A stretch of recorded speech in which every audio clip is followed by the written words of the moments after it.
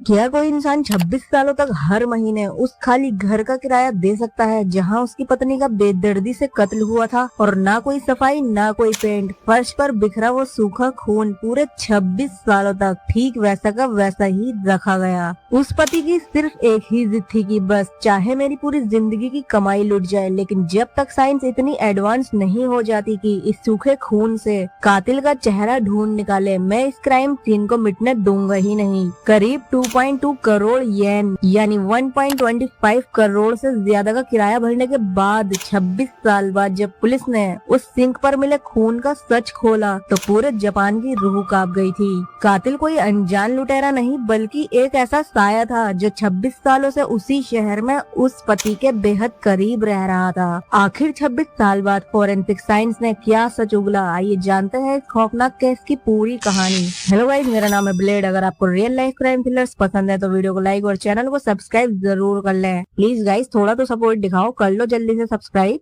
कहानी शुरू होती है सैटरडे 13 नवंबर 1999 की दोपहर को जापान के नागोया शहर के निशी वार्ड में बने एक अपार्टमेंट की दूसरी मंजिल पर 32 साल की नामिको ताकाबा अपने 2 साल के बेटे कोहेई के साथ अकेली थी। उनके पति 43 इयर्स के सटोरू ताकाबा अपने काम पर गए हुए थे। नामिको बेहद खुशमिजाज और सतर्क महिला थी। उस दिन वे दोपहर का खाना बनाने की तैयारी कर रही थी और हाँ गाइस, उन्होंने हाल ही में कार भी चलाना सीखा था और पति के साथ एक नया फ्लैट भी बुक किया था और वे लोग दूसरे बच्चे की प्लानिंग भी कर रहे थे। यानी कि ले देकर मामला सब बढ़िया चल रहा था इन दोनों का। लेकिन नामिको को क्या पता था कि उनकी मौत उनके दरवाजे पर रूप बदलकर दस्तक देने वाली है। किचन में खाना बना रही नामिको के दरवाजे पर घंटी बजती है। बाहर खड़ी औरत ने खुद को लैक्टिक ड्रिंक की सेल्स पर्सन बताया। नामिको ने उसे घर के अंदर तो नहीं बुलाया, वे दरवाजे की चौखट पे ही खड़ी हो गई। ना कोई इन दोनों के बीच लंबी बातचीत हुई, ना ही कोई चाय पानी। कातिल ने सिर्फ 1-2 मिनट तक ड्रिंक का नाटक करके नामिको का ध्यान भटकाया और जैसे ही नामिको की नजर उस ड्रिंक पर पड़ी, उस औरत ने बिना एक लफ्ज कहे सीधे कपड़ों में छिपा धारदार चाकू निकालकर हमला कर दिया। हाँ गाइस, हमलावर कोई आदमी नहीं औरत थी। नामिको ने खुद को बचाने के लिए पूरी जान लगा दी। उन्होंने उस औरत का चाकू पकड़ने की कोशिश की जिससे उनके हाथों पर गहरे जख्म आ गए थे।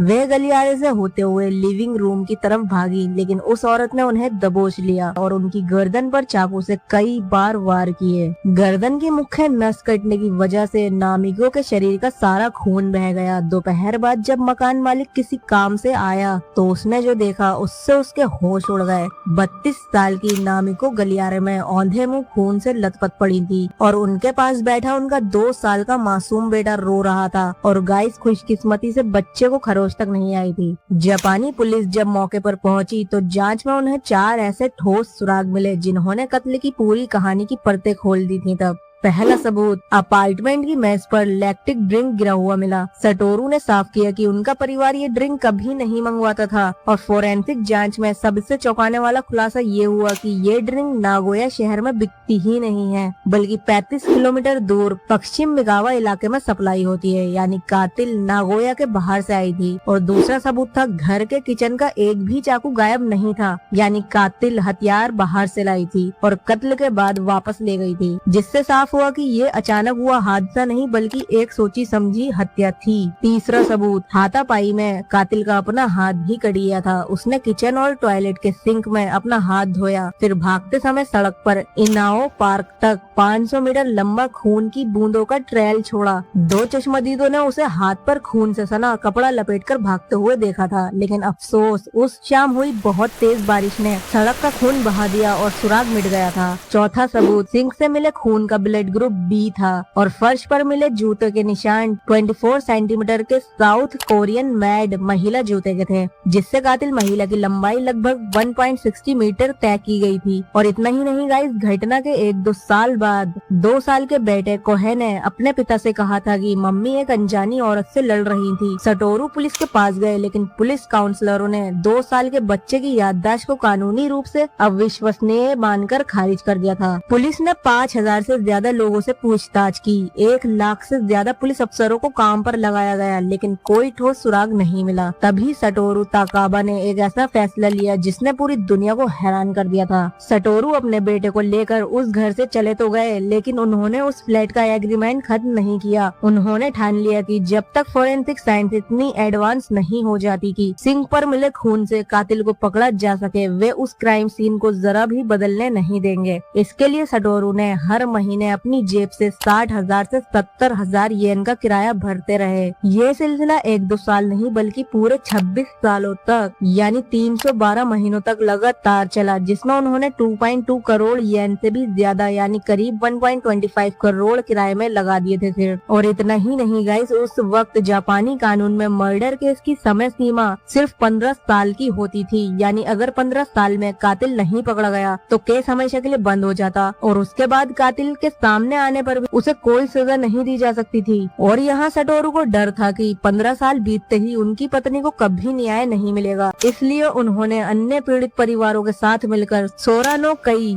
Association of families of murder victims नाम का संगठन बनाया और सरकार के खिलाफ बड़ा आंदोलन चलाया। नतीजा ये हुआ कि अप्रैल 2010 में जापानी सरकार को मर्डर केस की समय सीमा का यह नियम हमेशा के लिए खत्म करना पड़ा। और ऐसे ही साल बीतते गए, लेकिन पुलिस के हाथ बिल्कुल खाली थे। फिर आखिरकार जापानी पुलिस की कोल्ड केस यूनिट ने इस केस को नए सिरे से सुलझाने का फैसला किया। इस बार उनकी सबसे बड़ी ताकत बनी आधुनिक DNA technology STR DNA profiling, जिसकी मदद से 26 साल पुराने उस सूखे खून के सैंपल से भी कातिल का सही डीएनए प्रोफाइल तैयार किया जा सकता था। इसके बाद पुलिस ने अपनी रणनीति बदली। सालों पहले पुलिस ने 5,000 से ज्यादा अनजान लोगों से पूछताछ की थी, लेकिन इस बार उन्हें शक हुआ कि कातिल कोई अनजान नहीं बल्कि इस परिवार का भी तो कोई हो सकता है, बहुत जो करीबी हो। इसलिए पुलिस ने 5,000 लोगों की लंबी लिस्ट को घटाकर सटोरू और नामिको के करीबी दोस्तों, रिश्तेदारों और पुराने क्लासमेट्स की कुछ 100 लोगों की एक नई लिस्ट बनाई। पुलिस ने एक एक करके इन सभी लोगों से अपनी मर्जी से डीएनए सैंपल देने की गुजारिश की ताकि सिंक पर मिले खून से उसका मिलान किया जा सके। लगभग सभी लोग आसानी से अपना सैंपल दे रहे थे, लेकिन अगस्त 2024 में पुलिस की नजर एक ऐसी महिला पर जाकर टिक गई जिसका नाम था कुमिको यासुफुकु। जब पुलिस अफसर कुमिको यासुफुकु के घर पहुंचे और डीएनए सैंपल मांगा तो उसने साफ इनकार कर दिया था। तब बाकी सभी लोग आसानी से सैंपल दे रहे थे, लेकिन कुमिको का बार बार मना करना पुलिस के लिए सबसे बड़ा शक का कारण बन गया था। पुलिस ने उस पर निगरानी बढ़ा दी थी। फिलहाल पुलिस के बढ़ते दबाव के आगे कुमिको टूट चुकी थी। अक्टूबर 2025 में वे खुद नागोया के निशी पुलिस स्टेशन पहुंची और अपना डीएनए सैंपल जमा किया। अगले ही दिन जब लैब से रिपोर्ट आई तो फोरेंसिक एक्सपर्ट्स के होश उड़ गए। 26 साल पहले सिंक से मिली टाइप बी की खून की बूंदों का डीएनए कुमिको यासुफुकु के डीएनए से 100% मैच हो गया था। आखिरकार 26 साल पुराना कोल्ड केस सुलझ चुका था। तब अब यहाँ सबसे बड़ा सवाल उठता है कि आखिर क्यों कुमिको यासुफुकु ने नामिको की हत्या क्यों की, जबकि वे नामिको को निजी तौर पर जानती भी नहीं थी। और जब साटोरू ताकाबा को कातिल का नाम पता चला तो वे एकदम शॉक्ड रह गए थे। कुमिको यासुफुकु सटोरू के साथ हाई स्कूल में पढ़ती थी और दोनों एक ही सॉफ्ट टेनिस क्लब के मेंबर थे।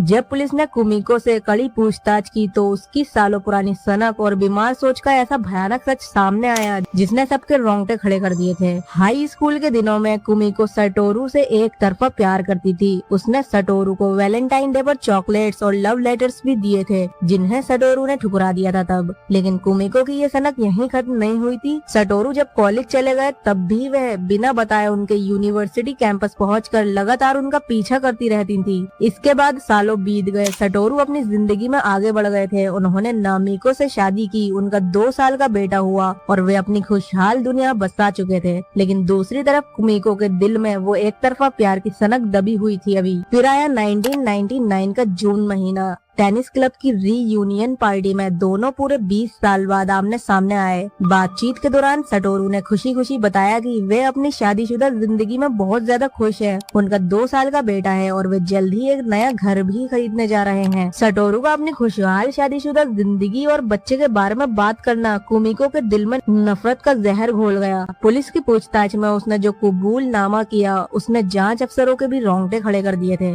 कि कोई लड़की ऐसा भी कर सकती है। उसने बेझिझक कबूल किया कि रीयूनियन में सटोरू का अपनी पत्नी और अपने बच्चे के सुख चैन की बातें करना मुझसे बर्दाश्त नहीं हो रहा था। मैं उसकी पत्नी को मारकर सटोरू को पूरी जिंदगी अकेले बच्चे को पालने की तड़प और तकलीफ देना चाहती थी। यानी कि कुमिको का मकसद सिर्फ जलन नहीं बल्कि सटोरू का हंसता खेलता परिवार तबाह करके उन्हें ताउम्र एक अकेले पिता के दर्द और संघर्ष में ढकेलना था। यार गाइस, मैं तो सोचता हूँ अगर कोई किसी से इतना प्यार करता है तो वो उसकी खुशी से कैसे जल सकता है, उससे कैसे चिढ़ सकता है यार। खैर, इस खौफनाक वारदात को अंजाम देने के बाद भी कुमिको कभी चैन से नहीं जी सकी थी। उसने माना था कि हर साल 13 नवंबर की तारीख आते ही वे गहरे डिप्रेशन में चली जाती थी। उसने कहा, मैंने पूरे 26 सालों तक अखबार पढ़ना और टीवी देखना बंद कर दिया था ताकि इस केस की गूंज मेरे कानों तक ना पहुँचे और मेरा डर बाहर ना आ जाए। नवंबर 2025 से फरवरी 2026 तक कुमिको की मानसिक जांच कराई गई, जिसमें डॉक्टरों ने जाना कि वह पूरी तरह से दिमागी रूप से हेल्दी है, बिल्कुल स्वस्थ है वो। और आखिरकार 5 मार्च 2026 को नागोया डिस्ट्रिक्ट कोर्ट में कुमिको यासुफुकु पर कानूनी रूप से मर्डर का केस दर्ज कर दिया गया ताकि उसे जेल और सख्त से सख्त सजा दिलाई जा सके।